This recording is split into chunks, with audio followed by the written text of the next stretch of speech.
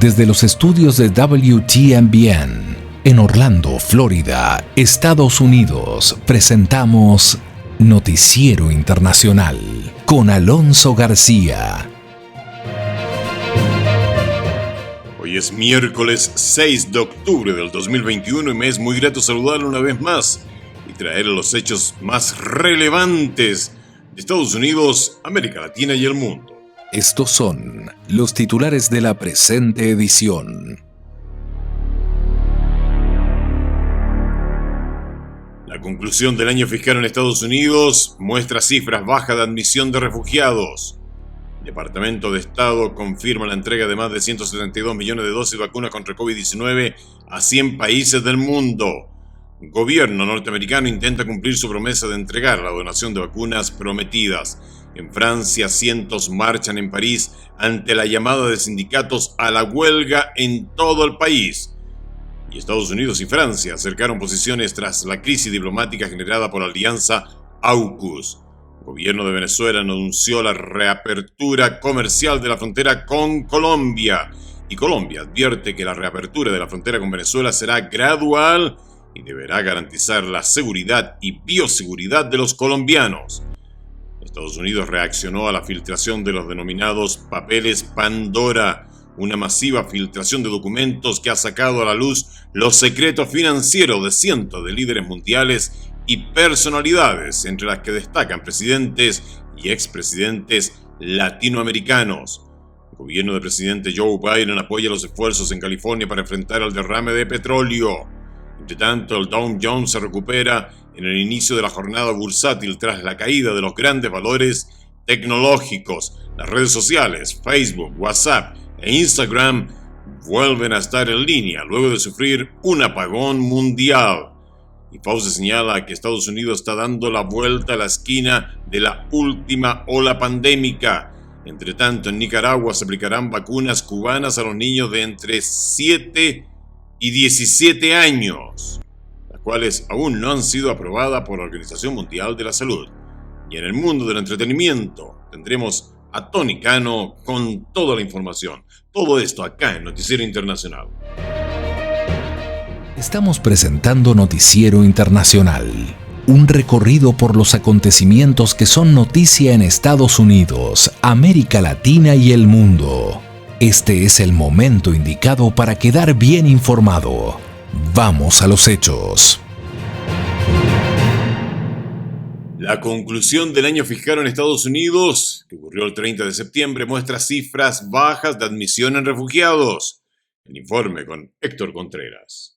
El gobierno de los Estados Unidos tiene cifras en su menor nivel histórico de admisiones de refugiados en el país al cierre del año fiscal 2021, y a pesar de ser una de las principales promesas de campaña del presidente Joe Biden, es un tema que no ha podido enfrentarse en la medida de sus expectativas. Han sido múltiples los inconvenientes para lograr mejorar las cifras de su predecesor, el expresidente Donald Trump, y de acuerdo a información obtenida por la agencia de noticias Associated Press, el 30 de septiembre, que fue la fecha de cierre del año fiscal, el total de refugiados asciende a 11.445 personas, cifra que está por debajo del mínimo histórico de la anterior administración, que alcanzó 15.000 refugiados, y muy lejos del tope establecido por el presidente Biden en mayo, cuando anunció que el país admitirá este año 62.500 refugiados. Esta cifra no incluye a los miles de migrantes afganos que han llegado al país durante los últimos meses luego de la retirada de las tropas estadounidenses de Afganistán, ya que ellos ingresaron al país con un permiso condicional humanitario que no les permite disfrutar de muchos beneficios por tener un estatus legal diferente al migrante, y por ello no hacen parte de esta estadística. Vale la pena aclarar que el mandatario estadounidense es el encargado de determinar la cantidad de refugiados para cada año fiscal, que se inicia el 1 de octubre y concluye el 30 de septiembre, y el presidente Joe Biden asumió el tema tan solo por 9 meses de ese periodo.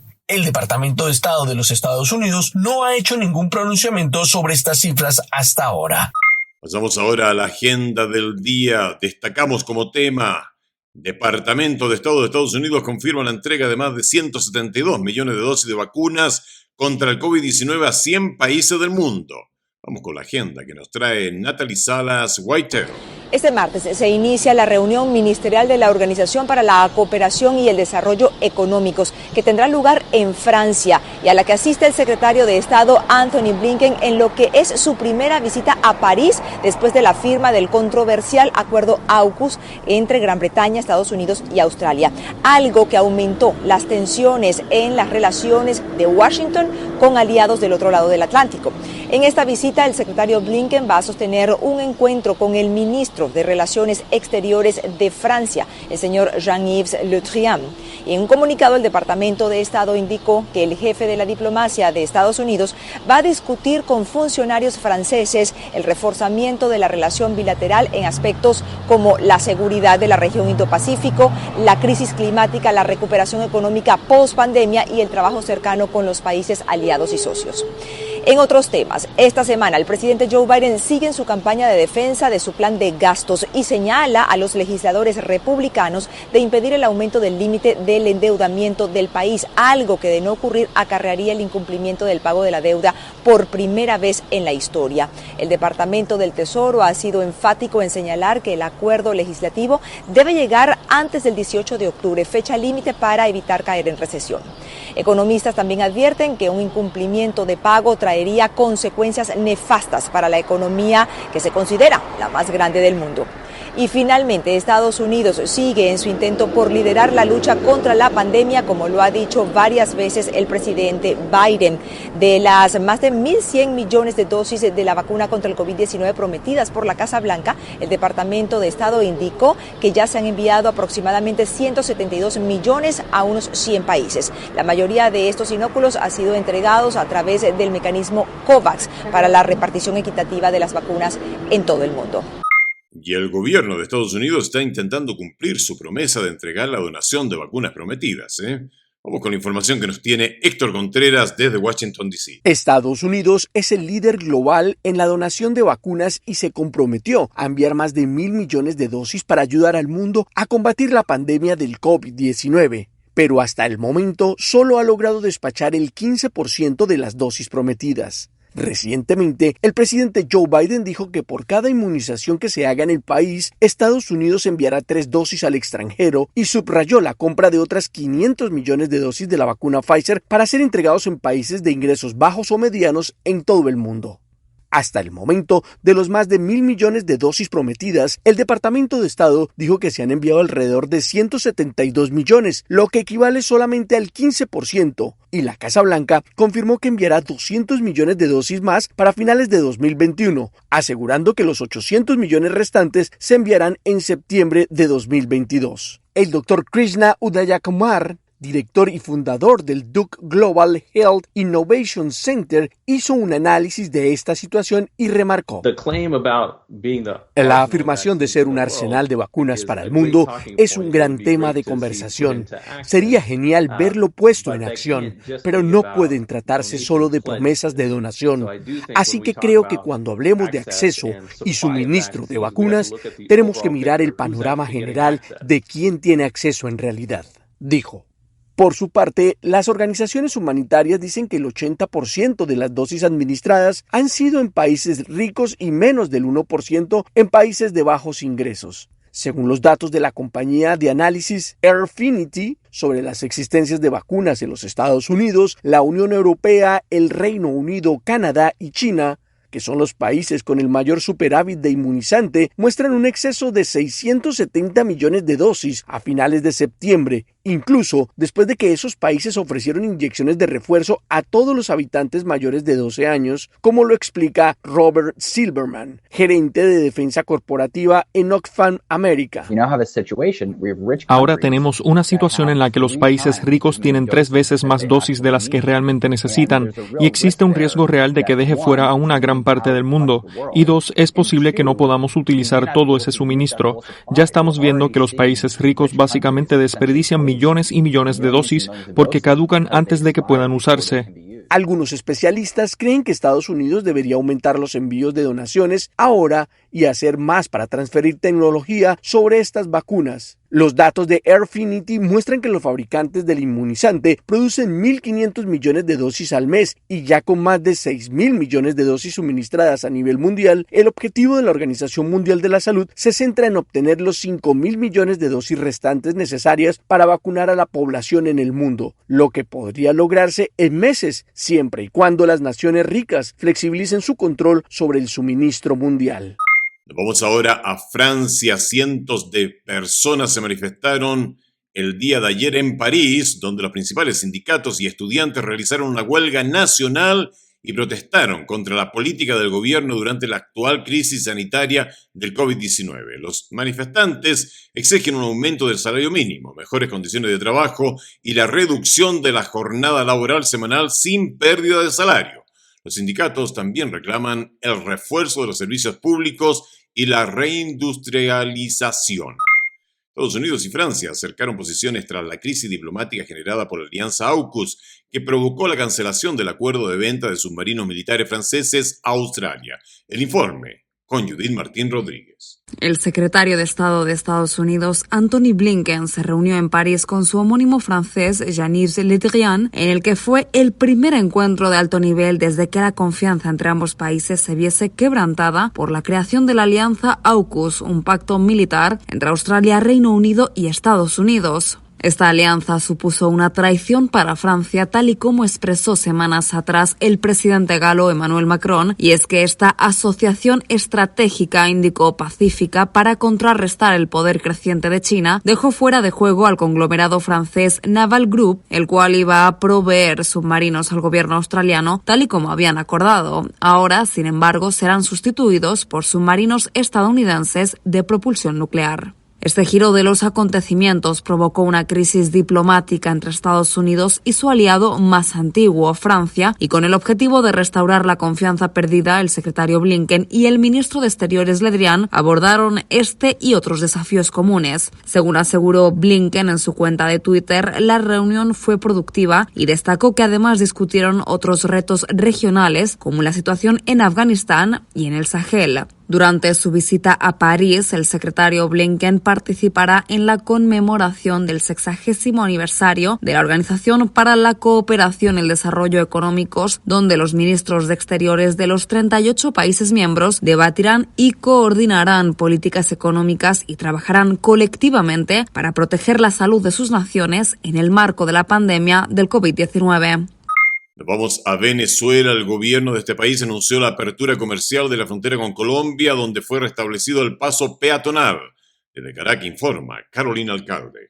Luego de 2 años y 7 meses, el gobierno venezolano retiró contenedores y vallas de contención que obstaculizaban el tránsito a través del puente internacional Simón Bolívar, uno de los pasos que comunican al estado Táchira en Venezuela con el norte de Santander en Colombia, país que abrió la frontera en junio. El gobierno anunció la apertura comercial gradual y biosegura de la frontera con Colombia y fue la vicepresidenta Delcy Rodríguez la que expuso el tema. Estaremos dando apertura comercial entre nuestros países. Una extensa frontera donde los países mantenemos responsabilidad compartida. En 2015, y tras una crisis diplomática con el gobierno colombiano, el presidente Nicolás Maduro ordenó cerrar el paso de vehículos en la frontera con Colombia, una medida que nunca debió ocurrir y que ha generado pérdidas multimillonarias, aseguró a La Voz de América Daniel Aguilar, expresidente de Fede Cámaras Táchira, organización que reúne a los empresarios de esa zona del país. El propio pueblo venezolano que estaba pagando la culpa de una decisión errática en la pura frontera.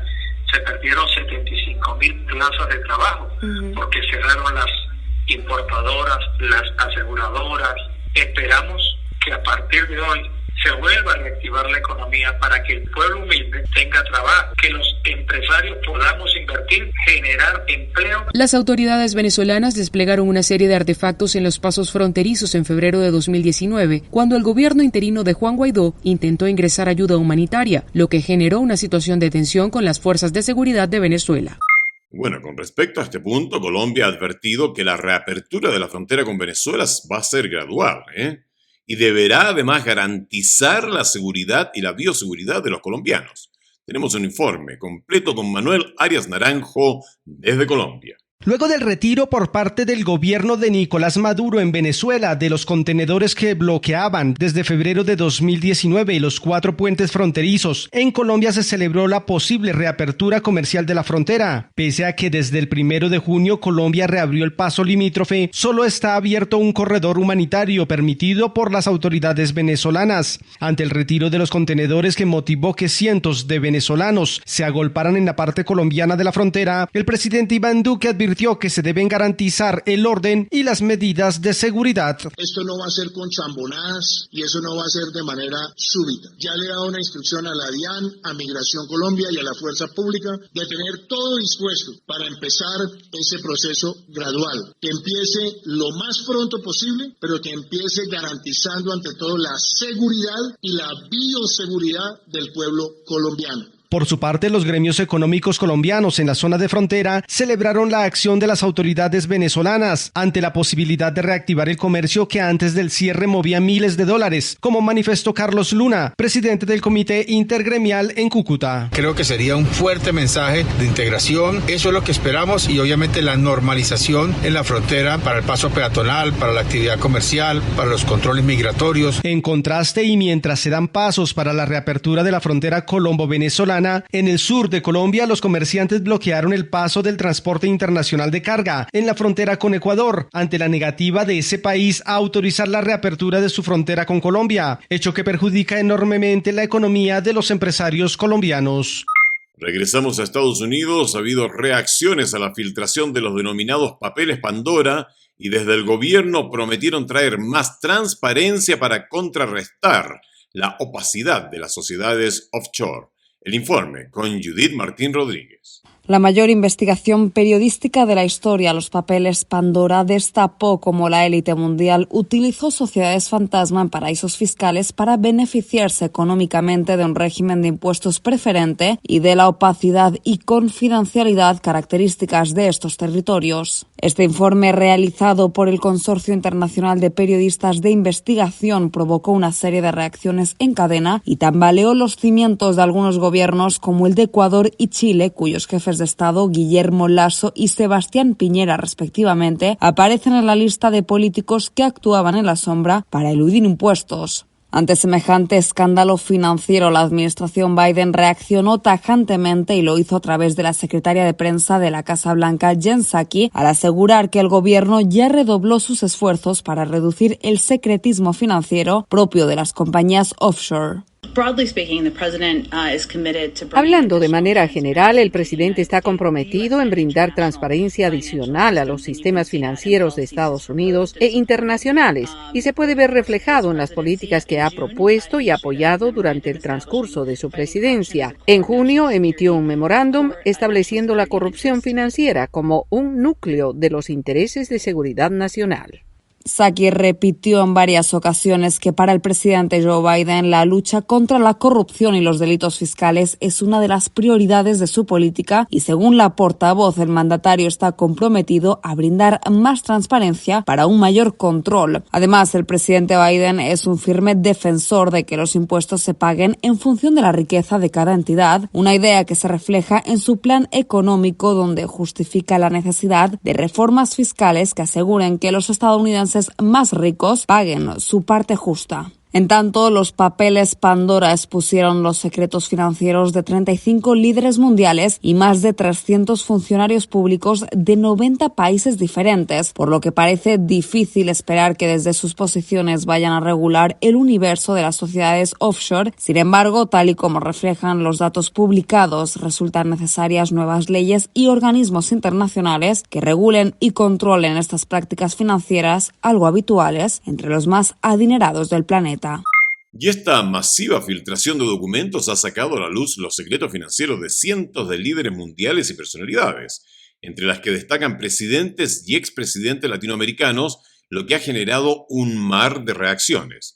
El informe con Arnoldo Rojas. Miles de millones de dólares en inversiones y riqueza oculta revelan los más de 11 millones de archivos que conforman la masiva filtración de documentos financieros que salpica a líderes mundiales, gobernantes, celebridades y empresarios de todo el mundo que utilizaron sociedades extranjeras para evadir el pago de impuestos en sus países. Mientras estén utilizándolos para pagar menos de lo que les corresponde, hay una carga moral que sí que cuestionamos y que nos parece que especialmente en un contexto como este pone en dificultad y una tensión adicional a los distintos países para poder financiar políticas públicas, sanidad, educación, construcción de hospitales. Según el análisis realizado por más de 600 periodistas liderados por el Consorcio Internacional de Periodistas de Investigación, entre los implicados destacan los presidentes latinoamericanos Guillermo Lasso de Ecuador, Sebastián Piñera de Chile y Luis Abinader de República Dominicana, quienes de acuerdo con las revelaciones cuentan con compañías y fideicomisos financieros en paraísos fiscales. Lasso y Abinader dijeron haber declarado la existencia de esos bienes antes de asumir sus cargos. Piñera, mientras tanto, se deslindó de los señalamientos y negó haber participado en la administración de empresa alguna desde hace más de 12 años antes de asumir su primera presidencia. 11 exmandatarios latinoamericanos aparecen en la lista de los documentos de Pandora, entre ellos César Gaviria de Colombia, Porfirio Lobo de Honduras, Alfredo Cristiani de El Salvador y Pedro Pablo Kuczynski de Perú. Otras celebridades millonarias, como la cantante Shakira, también figura entre los implicados en la filtración de información que incluye además a Julio Iglesias y Elton John. Aunque hasta ahora no hay señalamientos de ilegalidad, varios gobiernos han ordenado investigar a fondo para determinar si los implicados incurrieron en alguna violación a las leyes tributarias de sus países. En otro ámbito de la noticia, el gobierno del presidente Joe Biden apoya los esfuerzos en California para enfrentar al derrame de petróleo que amenaza con ser una catástrofe ecológica. Información con Yaconda Tapia. Autoridades en California continúan investigando uno de los derrames de petróleo más grandes en el estado y tienen la atención puesta en el ancla de un barco que pudo haber chocado con un oleoducto en el fondo del océano, causando una fuga importante de crudo. Martin Wilshire, director ejecutivo de Amplify Energy, la empresa que opera el oleoducto, dijo que los buzos han examinado más de 2.438 metros de tubería y están enfocados en lo que califican como un área de gran interés. Un ancla que golpee el oleoducto es una de las distintas posibilidades detrás de la fuga, dijo Wilshire en una conferencia de prensa. Los funcionarios de la Guardia Costera dijeron que los barcos de carga que ingresan a los puertos gemelos de Los Ángeles y Long Beach pasan rutinariamente por el área. La teniente Jeannie Shea, comandante de la Guardia Costera, dijo que están investigando si podría haber sido el ancla de un barco, pero advirtió que eso está en la fase de evaluación. En tanto, desde la Casa Blanca, la portavoz Jen Psaki dijo que el presidente Biden estaba al tanto de la situación y que el gobierno estaba trabajando en colaboración con socios estatales y locales para abordar los esfuerzos que finalmente puedan contener el derrame y también están evaluando el impacto para abordar las causas potenciales. Actualmente es una operación de 24/7 con esfuerzos de respuesta programados para continuar hasta que los funcionarios federales y estatales determinen que la presencia del derrame de crudo sea completado. Se están tomando todas las acciones disponibles para garantizar la seguridad del público y del personal de respuesta, además de controlar la fuente y recuperar materiales derramados para maximizar la protección de áreas ambientalmente sensibles y minimizar el impacto en el comercio marítimo, dijo Psaki. También agregó que se ha establecido en la zona un comando unificado entre Amplify Energy, el operador de la Guardia Costera, el Departamento de Pesca y Vida Silvestre de California, así como las ciudades de Long Beach, Newport Beach, Huntington Beach y el Departamento del Sheriff del Condado de Orange para enfrentar la situación. Y continuando en Estados Unidos, en la ciudad de Nueva York, el Dow Jones se recupera en el inicio de la jornada bursátil tras la caída de los grandes valores tecnológicos. El índice Dow Jones Industrial Average se recuperó ayer martes en el inicio de las jornadas bursátiles tras la caída en la víspera de los valores del sector tecnológico. El lunes, recordemos que el valor de las acciones de las principales empresas tecnológicas, entre ellas Amazon, Microsoft, Apple, Facebook y Google, cerró con un valor negativo tras una jornada bastante complicada. Y, de hecho, las redes sociales, ayer lo vivimos, las redes sociales Facebook, WhatsApp e Instagram estuvieron fuera por un apagón mundial. Ya por supuesto están en línea una vez más y de esto nos informa John Burnett acerca de las repercusiones que esto ha tenido. Usuarios en todo el mundo ya pueden volver a conectarse a Facebook, Instagram y WhatsApp luego de una interrupción de conectividad que comenzó el lunes alrededor del mediodía, hora del este de Estados Unidos, y no se restableció hasta más de 5 horas después. Facebook dijo el lunes por la noche que la causa principal de esta interrupción fue un cambio de configuración defectuoso y que no hay evidencia de que los datos del usuario se hayan visto comprometidos como resultado de la interrupción. Poco después de la interrupción, la compañía indicó que estaba al tanto de que algunas personas estaban teniendo problemas para acceder a la aplicación de Facebook y que trabajaban en restaurar el acceso. Con respecto a las fallas internas, Adam Mosseri, director de Instagram, publicó en la plataforma Twitter, competencia de Facebook desde hace más de 10 años, que se sentía como un día en que no hay clases por mal clima. Facebook lleva semanas manejando crisis. La más reciente surgió el fin de semana cuando un denunciante acusó a Facebook de priorizar repetidamente las ganancias sobre la represión del discurso de odio y la desinformación. El lunes, las acciones de Facebook en Wall Street, que tiene casi 2.000 millones de usuarios activos diarios, abrieron a la baja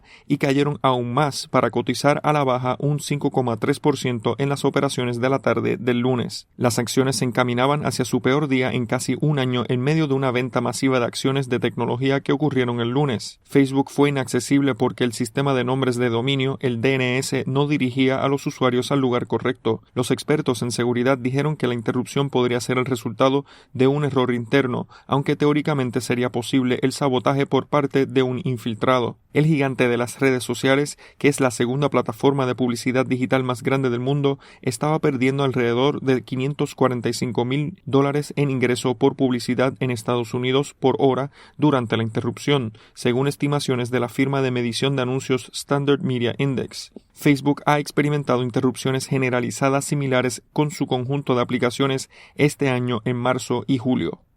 Y cambiando de tópico, pero siempre en Estados Unidos, la pandemia del coronavirus sigue siendo una realidad cotidiana, pero los últimos datos sugieren un impacto menor en el país, con una reducción importante en los números de contagiados y fallecidos. Anthony Fauci, epidemiólogo de la Casa Blanca, se mostró bastante optimista. El 55% de los republicanos en Estados Unidos atribuyen la propagación del COVID-19 a los inmigrantes y turistas, según una reciente encuesta publicada por la Fundación Kaiser Family. Sin embargo, el doctor Anthony Fauci, el epidemiólogo número 1 de la nación, rotundamente negó esta posibilidad en una entrevista con CNN. Cuando tienes 700,000 estadounidenses muertos y millones y millones y millones de estadounidenses se infectan, no quieres ver los problemas de los demás afuera. El problema está dentro de nuestro país. Ciertamente los inmigrantes pueden infectarse, pero no son la fuerza impulsora de esto. Enfrentémonos a la realidad aquí. El epidemiólogo dijo que Estados Unidos está dando la vuelta a la esquina con el último aumento en la pandemia de coronavirus, mientras la Casa Blanca celebró una alta tasa de vacunación este último fin de semana. Nuestro primer día de vacunación de más de 1 millón de personas en varias semanas. Los requisitos de vacunas están ayudando y los elegibles están recibiendo refuerzos a gran velocidad. El número de nuevos casos diarios en Estados Unidos ha caído un 35% desde septiembre, un escenario similar a lo ocurrido alrededor del mundo, donde desde agosto los casos bajaron un 30%. También las hospitalizaciones y las muertes empezaron a decrecer otra vez.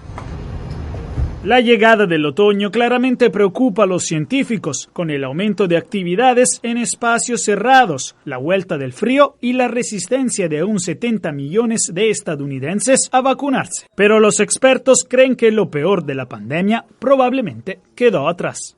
¿Qué está sucediendo en el mundo del entretenimiento? La información con Tony Cano. Estas son las informaciones del mundo del entretenimiento. Desde Washington, le saluda Tony Cano. El Capitán Kirk de Star Trek se lanzará al espacio la próxima semana para ir donde ningún otro actor de ciencia ficción ha ido. La compañía de viajes espaciales de Jeff Bezos, Blue Origin, anunció este lunes que William Shatner despegará desde el oeste de Texas el 12 de octubre. A sus 90 años, Shatner será persona de mayor edad en el espacio. Se unirá a otros 3 viajeros, 2 de ellos clientes de pago, a bordo de una cápsula de Blue Origin. Será el segundo lanzamiento de la compañía con tripulantes. Bezos estuvo en el primer vuelo en julio, junto con su hermano y las personas más joven y mayor en volar al espacio. Shatner romperá el umbral superior en 6 años. Y eso es todo por hoy en Noticiero Internacional. Gracias por haberme permitido acompañarle estos minutos trayéndole los hechos más relevantes de Estados Unidos y que tienen directa injerencia en lo que sucede en América Latina. Y por supuesto también los hechos más destacados de América Latina y el mundo. Esta es una producción de la WTMBN. Agradecemos a The Broadcasting Board of Governors por el apoyo que nos da con corresponsales en los lugares de los hechos para traerles siempre información de primera mano. A nombre de todo el equipo y el mío personal, le deseamos un maravilloso día miércoles y por favor, cuídese mucho.